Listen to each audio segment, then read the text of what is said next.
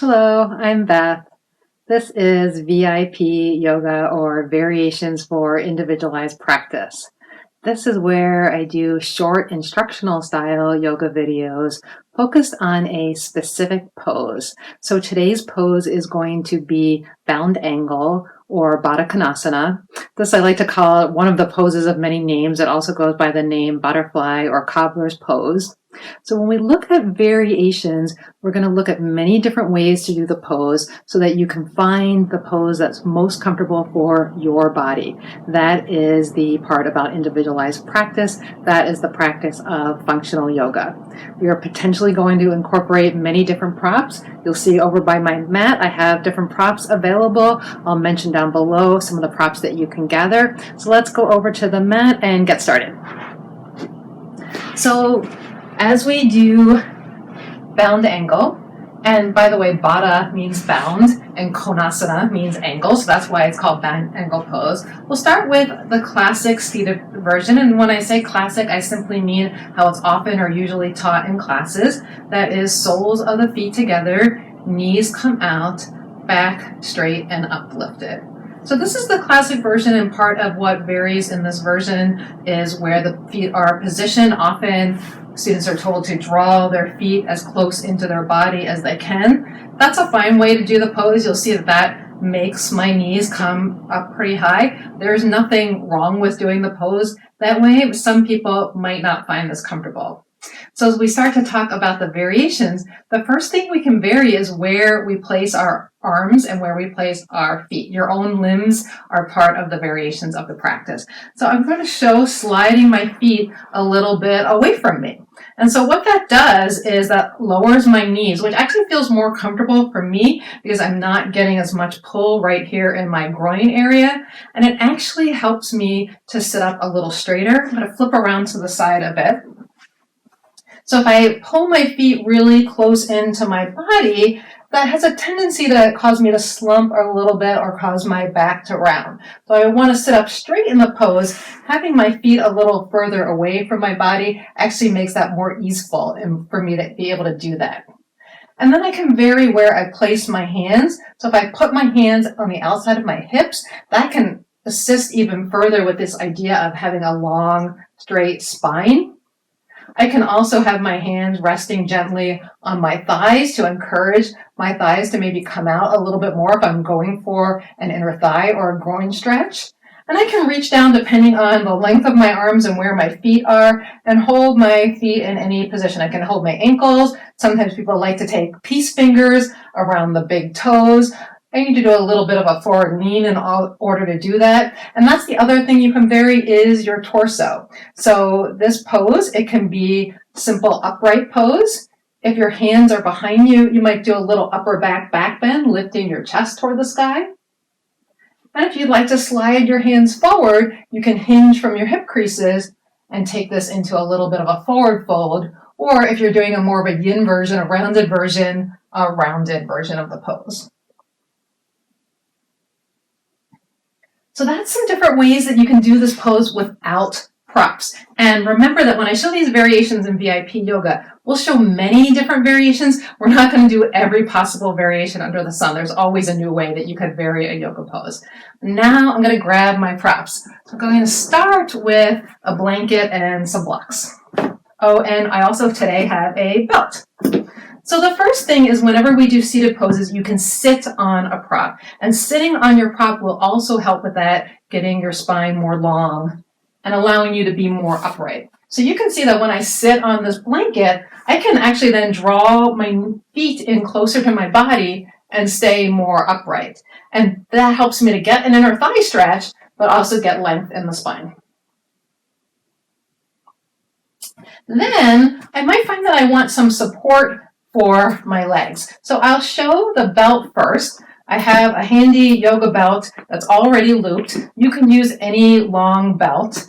A dog leash is not going to work as well for this one because you want a nice big circle. So anything that you have that forms a nice big circle goes around the lower back, right lower than the lower back, really just around where your pant waistline might be. And then you slip it under your feet and you use the belt to adjust. So I can pull, make sure the buckle is close to your feet, and I can adjust how much this supports me. If I pull it a little bit more, I can draw my legs in a little bit, and then I actually don't have to do as much work with my back. I can kind of hang out here in this pose for a while. So that's one way to do it with a belt. Let me see if I can get myself out of this, a little bit of Houdini work.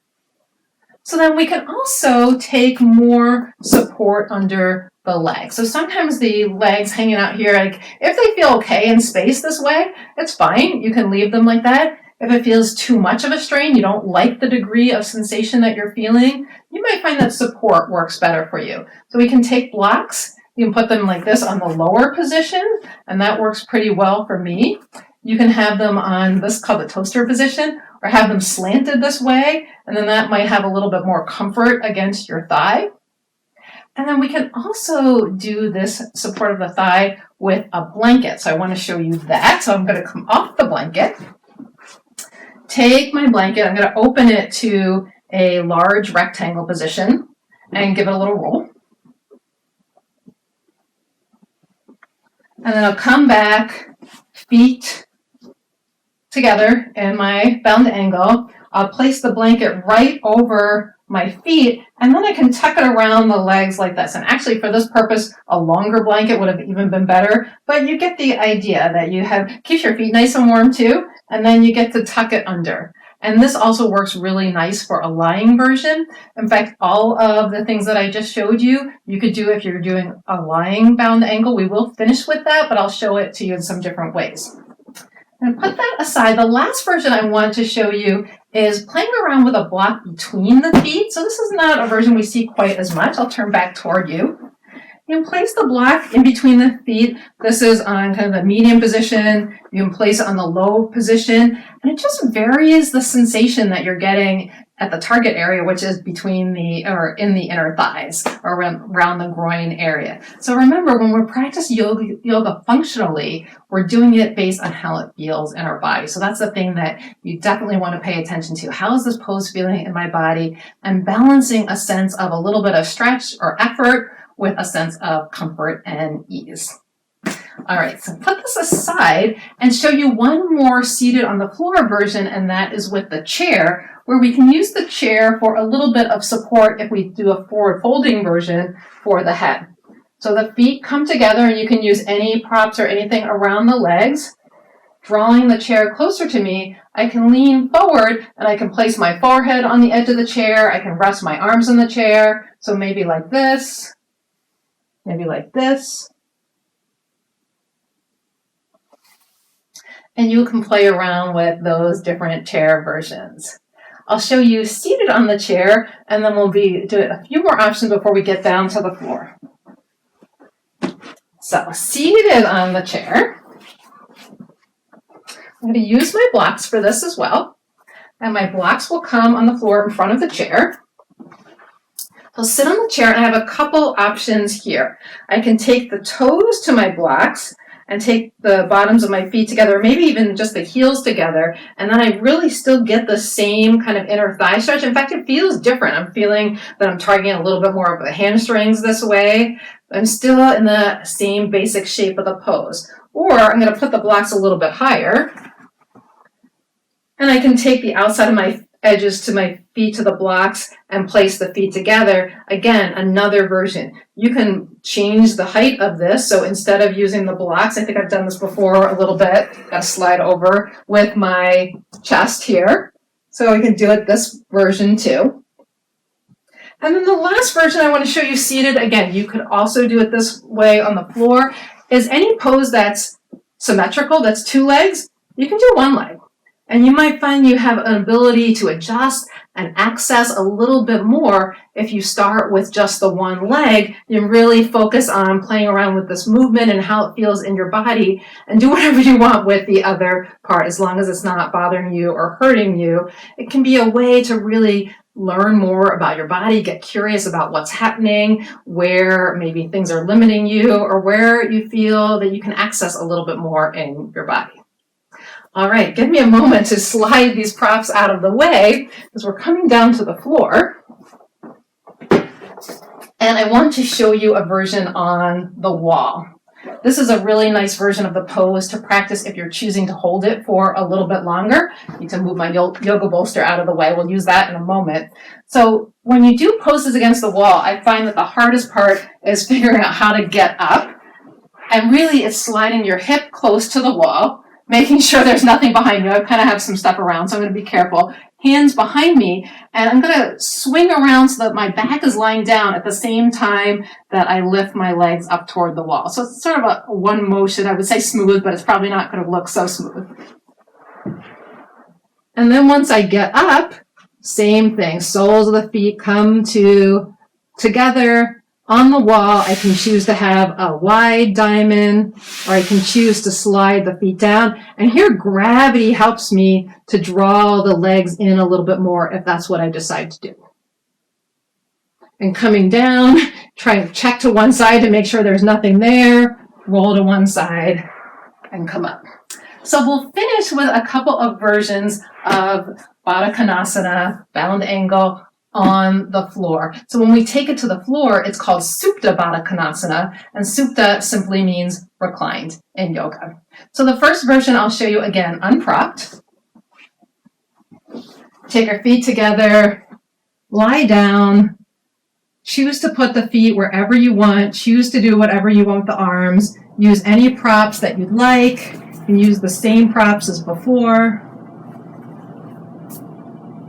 You can do the one leg version. And then we'll finish with some of my favorite versions of bound angle, and that's supported bound angle. When we add a prop to support under the back, oh, it can be so comfortable and something that you can just relax into. So as always, there's several ways you can do it. I'll show you a couple of my favorites. The first is to use the bolster, and I like to have my blanket at the top of the bolster as a little bit extra cushion for my head. Usually when we're lying on our back, we want the chin not to jut this way, but to come a little bit toward our chest. So the bolster is going to be pretty much right about at my low back. I'm going to lie over it. My legs are in the badakanasana or butterfly position. Adjust my blanket. And this feels so amazing. But before I get too comfy here, I'll show you one last version, and it's going to be the same as this, except we can choose to put the bolster on a little bit more of an incline. I'll show you that with one low block. You can use 2 blocks. You can put the edge of your bolster on a couch. There's different ways to do this. I'll show you one low block. Put the bolster on it. Use my little head pillow. It's gotten a little messed up, but still works. Yoga props don't have to be pretty. That's an aesthetic practice. We're doing a functional practice here.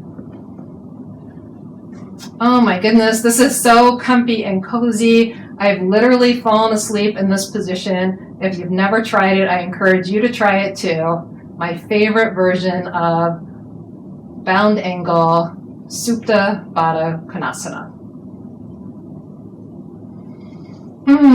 So I'll roll back up before I fall asleep. So those are some versions that you can try at home of bound angle, badakanasana. I encourage you to play. I want your yoga practice to be fun and also to fit you. So experiment with different props, different versions, find what works for you. If you like this VIP series, I've offered several different yoga videos and a way to individualize your practice. You can find the whole playlist up here. So take a look. Good luck finding the practice that works for you. I hope you find ideas that you can take to your yoga classes. If you have any questions, let me know below. Take care. Have a great day.